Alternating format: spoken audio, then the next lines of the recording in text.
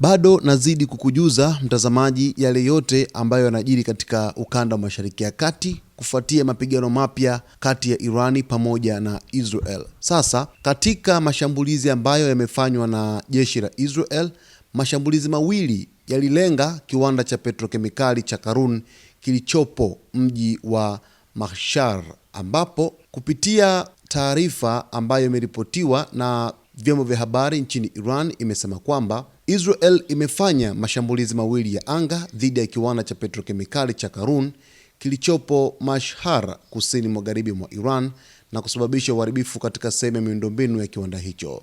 Kwa mujibu wa naibu gavana wa masuala ya usalama na polisi wa jimbo la Khuzestan, Viola Hayati, makombora ya Israel yaligonga sehemu za kiwanda hicho huku tathmini ya kiwango cha uharibifu ikiendelea kufanyika. Shirika la habari la nusu rasmi la Iran, Mehr News Agency, limeripoti kuwa hadi sasa hakuna vifo wala majeruhi waliothibitishwa kufuatia mashambulizi hayo.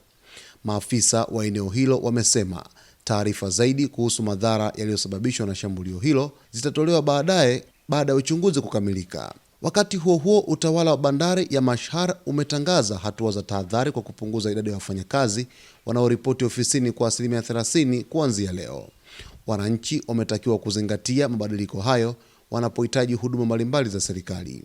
Hata hivyo, huduma muhimu zikiwemo za dharura pamoja na vituo vya umeme, maji na gesi zitaendelea kufanya kazi kama kawaida na hazitaathiriwa na agizo hilo.